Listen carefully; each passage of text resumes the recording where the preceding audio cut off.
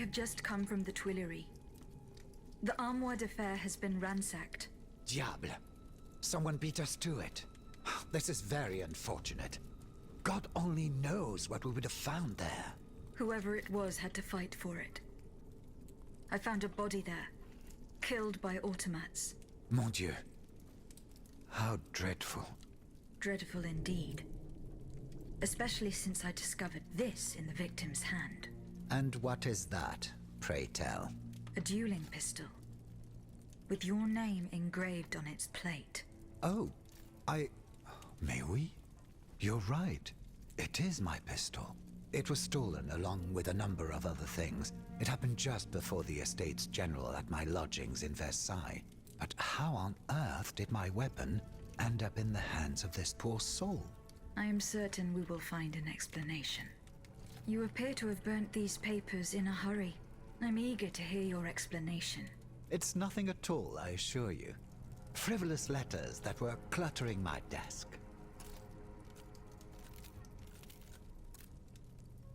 You're lying. You will tell me the truth. Willingly or by force. Just how do you intend to force me? Do you think I fear you? I, who had the courage to defy 8 centuries of monarchy at the Estates General? Do as you please, but you won't get anything more from me.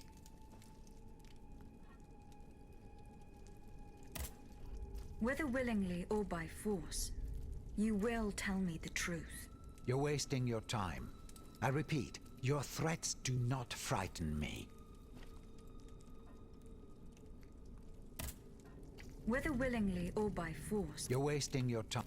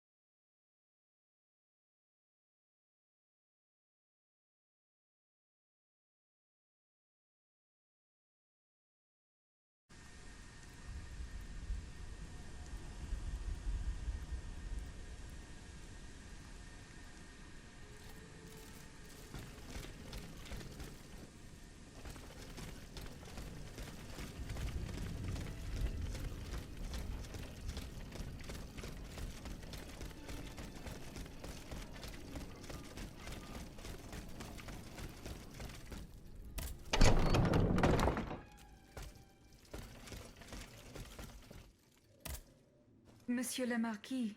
I'm listening, Aegis. Goodbye, Monsieur le Marquis.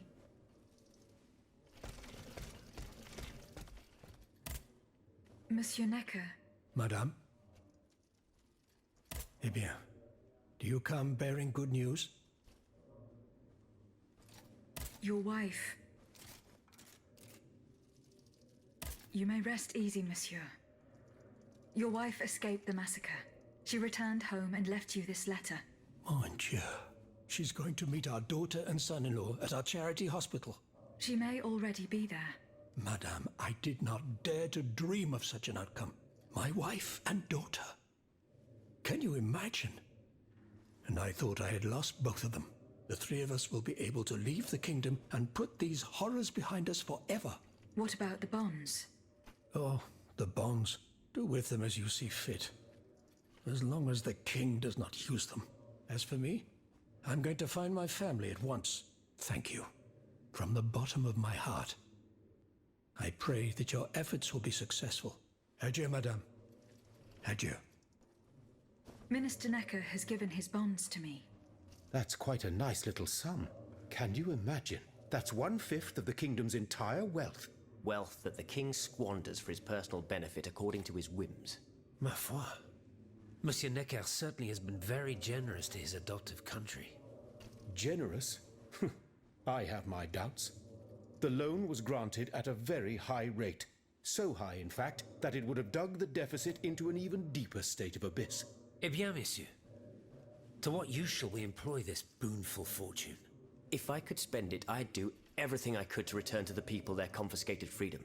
To begin, I would get them the bread they so sorely need. It is only after the scourge of famine has been vanquished that armed patriots might then be able to rise up against despotism. And where will you find wheat, Robespierre? Will you steal it from under the noses of the automats who have sworn to destroy the human race? As for arming the people, this is another one of your delusions. How could your ragged pack of wretches win any sort of battle that'd be unable to lift a sword? When you insult the people, you insult me, Monsieur de Lafayette. I am not insulting anyone, Robespierre. But I happen to know what it takes to fight. Unlike you. Monsieur, I was but a lad of 15 when I took up arms. And everyone here knows my role in the liberation of America from British rule.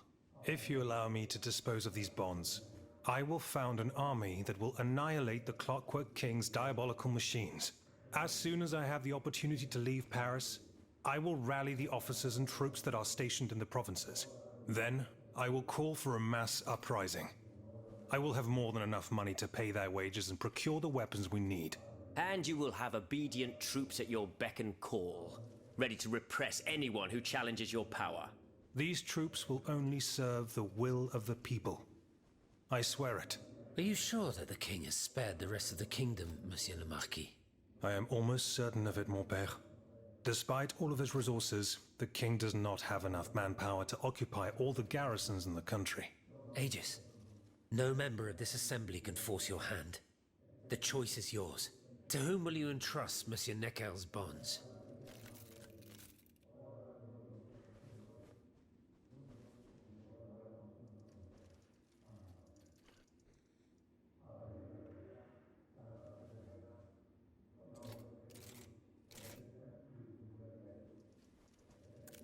General de Lafayette, I have decided to use these bonds for your cause.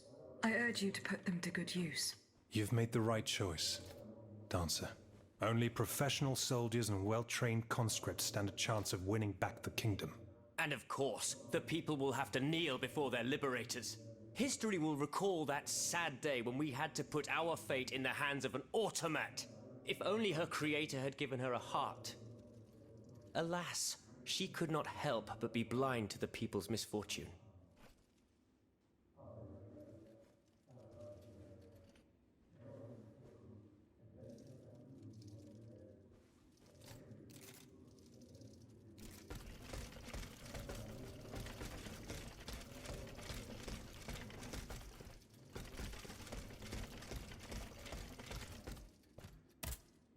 Monsieur de Mirabeau, I found a broken cane. It says Franciscus Antonius on it. Do you know who it belongs to? Well, I never. Yes, I know the owner. And I'm willing to bet you're looking for a certain François Antoine. That's right. Well, you'd need to look a little further east, mademoiselle. Across the Rhine for a start. Because this cane belongs, or belonged, to a certain Franz Anton Mesmer. Mesmer, the prince of charlatans. Good heavens, it's been a long time since I've heard his name. 5 years to be exact since your learned commission denounced his theories. It wasn't long after that when he disappeared. Can you tell me more about Mesmer? He was a mystical healer who was once popular with the upper class. I myself attended several of his sessions. You mentioned a commission. The king did not look kindly on the healer's popularity within the court. This led him to appoint a commission from the Royal Academy of Sciences. An institution to which Monsieur Bailly and I have the honor to belong. We were asked to investigate his alleged powers. The experiments that we performed allowed us to determine that Monsieur Mesmer's activities were pure charlatanism, a conclusion that destroyed his successful career the moment it was published. But there was something, Sylvain. A tiny flow of energy that my devices were able to measure. My dear colleague, must I remind you again that we were never able to reproduce your observations? It was obviously a momentary failure of your equipment. Perhaps. I'd like to be sure of it. When and how did Monsieur Mesmer disappear? The denunciation of his techniques was the start of a long descent into hell for Monsieur Mesmer. He was abandoned by his clients and resumed his research in virtual secrecy. I think he was hoping to perfect his so-called science and restore his reputation with the Academy. A hope that led him to associate himself with that dastardly Cagliostro. God only knows what experiments they may have carried out. In any case, their collaboration did not last long. Monsieur Mesmer left the kingdom overnight to return to his mother country. Why did he leave so quickly? That is a mystery. But those who saw him that morning say it was as if he had the devil at his heels. This is true. He left in such a hurry that he abandoned everything he owned. Furniture, belongings, and scientific equipment. And it seems that Cagliostro has inherited this treasure. Is that so? Well, if what you say is true, that broken cane must have passed into the Count's hands. Yes, it's likely. This adventurer from who knows where is quite the mysterious character. And he has been very busy recently. I've been able to observe him from my apartments, making frequent visits to Rue Saint-Honoré, on the Tuileries side. I wonder what he was doing there. What were Monsieur Mesmer's theories? He is a proponent of a theory called animal magnetism. He claimed to be able to channel a purported universal healing fluid by passing his hands over patients and using magnets. He also cobbled together a whole array of mad devices, each stranger than the last. Unfortunately, despite all his attempts, I don't know that he ever cured anyone. What happened during Monsieur Mesmer's treatment sessions? Oh, they were quite a spectacle to behold. Imagine well-born ladies afflicted with perfectly imaginary illnesses. A dimly lit room where incense has been burned to intoxicate the soul and cloud your vision. Amiable servants, half-dressed, gliding from countess to duchess to the sound of a sensual melody. And the great Mesmer, a doctor with wandering hands, presiding over the wonderful scene. Oh, you should have seen them. Those grand ladies moaning, crying, and falling into a swoon, clinging to that strange tub. Du théâtre, ma chère. Pure theater.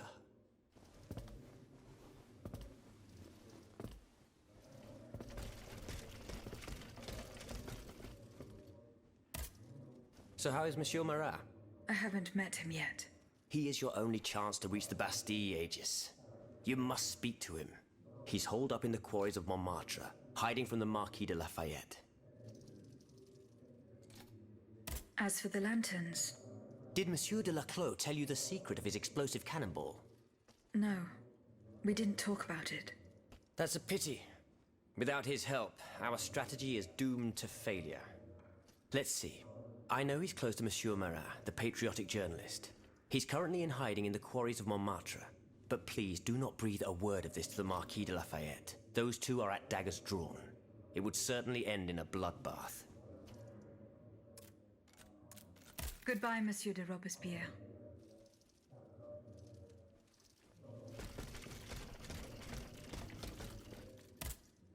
Monsieur Lavoisier, What can I do for you, Aegis? the clues I found at the warehouse suggest that the gunpowder was moved to the Bastille. Diable. You must find a way to get there and put an end to this threat. The clues I found at the warehouse suggest that the gun... Diable. You... Goodbye, Monsieur Lavoisier.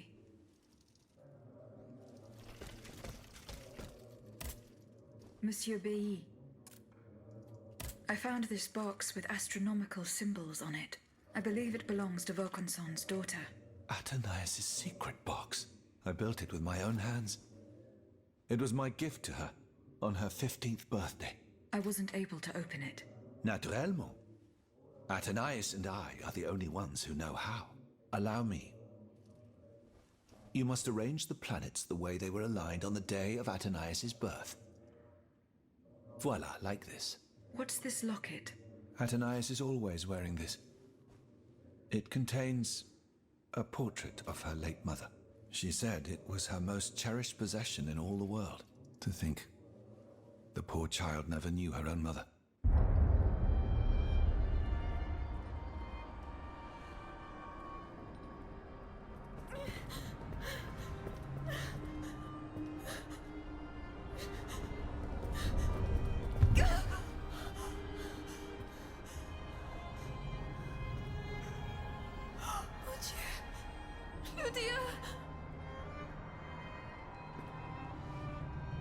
You monster! What did you do to her?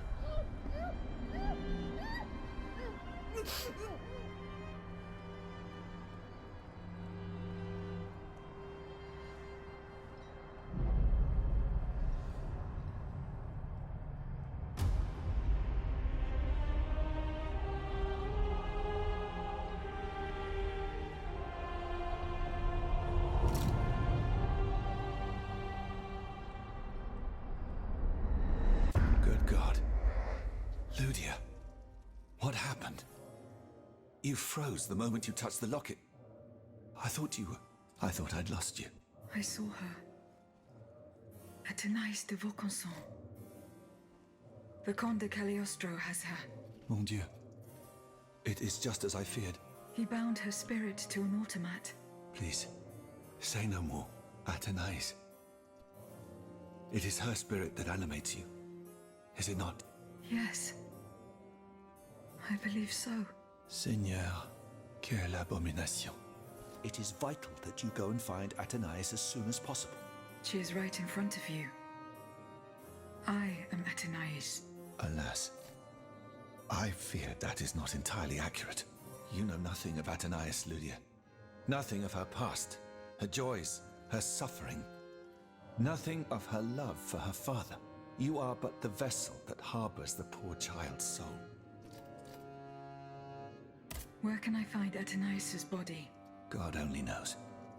Although I assume that the Comte de Cagliostro is taking pains to keep her alive.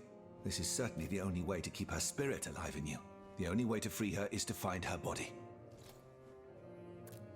Why was Eugène de Vaucanson imprisoned in the Bastille? Once he discovered the king's true intentions, he refused to continue cooperating with him. He refused to use his talents to create this abominable army. But the king didn't take kindly to his resignation. Eugène did manage to get a letter to me just before he was arrested. Here, take it.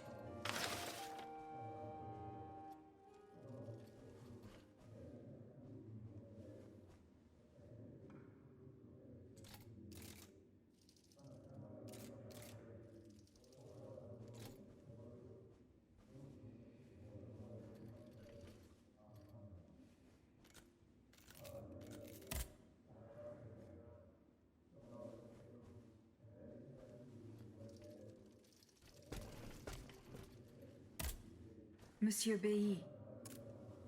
Goodbye, Monsieur Bailly.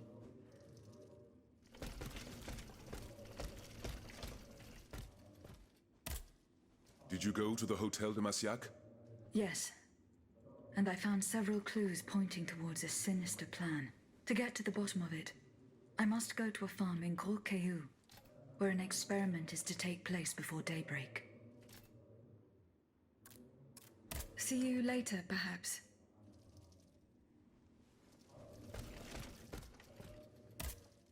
Monseigneur. What can I do for you, Aegis? Goodbye, Monseigneur. Allez en paix, Aegis.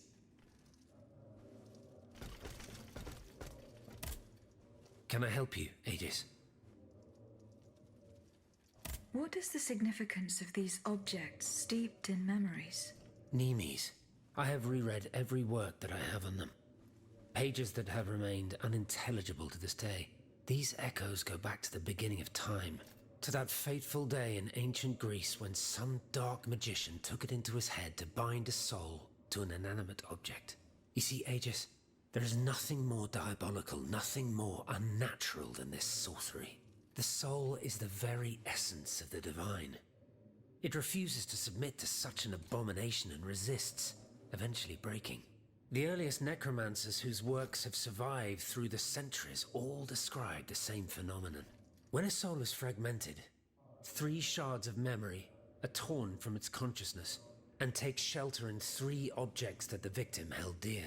It's as if these memories wished to remain bound to the mortal who had held them until then. I found this notebook written in Latin.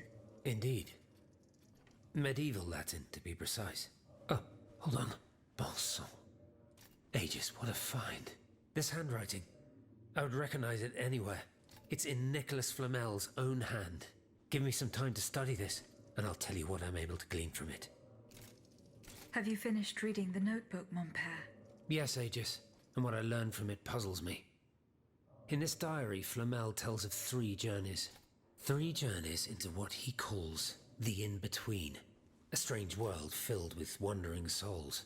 Tormented spirits that are unable to ascend to heaven. This world. It's where Cagliostro's victims were trapped until I freed them. En effet, I believe you're right. But that's not all. Flamel planned to return there a 4th time. He wrote this in the final paragraph, in his handwriting, dated 21st of March 1418. That was the day before he died, Aegis. What if his body died while his soul was traveling through limbo? What if he were trapped, a prisoner in this purgatory? Aegis, because of your unique nature, we have an incredible opportunity. What do you mean, mon père? If the soul that animates you has been bound to the automaton that serves as its vessel, then it can be separated from it too.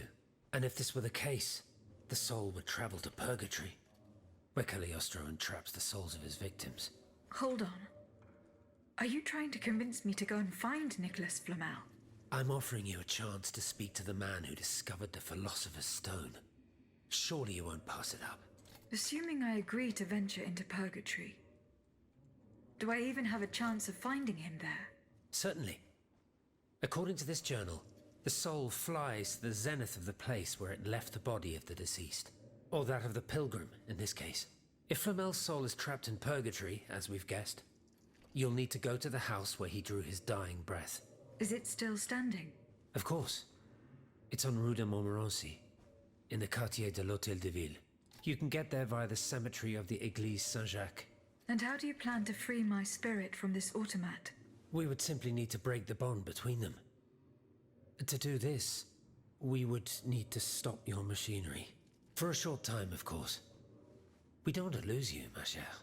As for the rest, it will be a question of mechanics, chemistry, or electric currents, or something or other. Therein lies the problem. This is far beyond my comprehension. But it is fascinating, isn't it? Perhaps Monsieur Bailly and Monsieur Lavoisier could shed some light on the matter. Goodbye, mon père.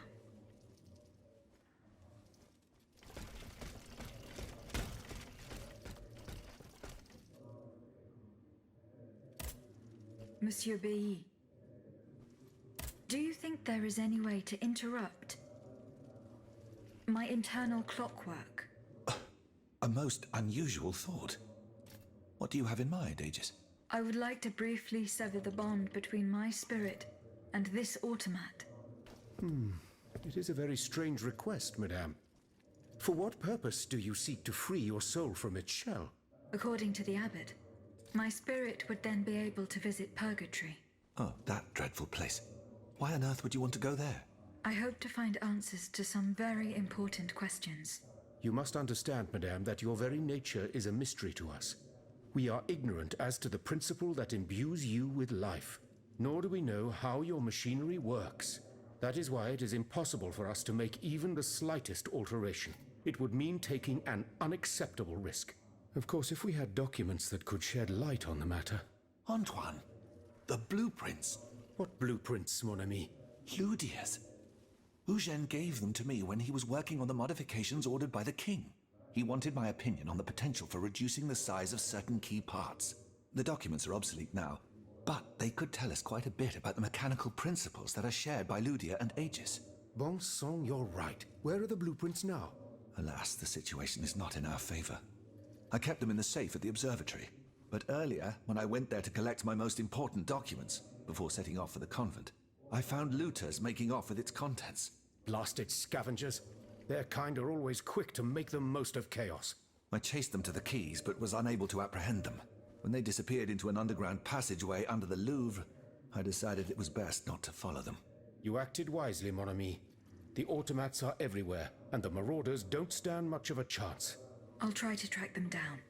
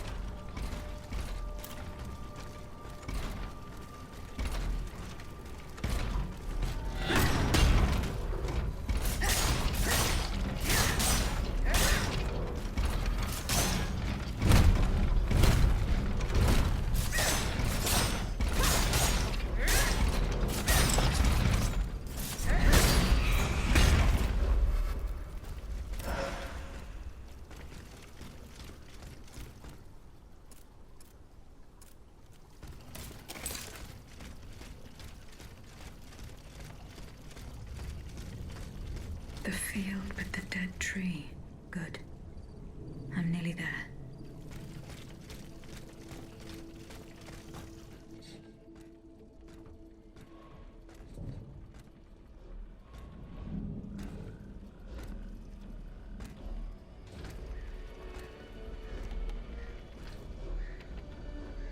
Don't move! Ah, that cursed dancer! May you be devoured by rust!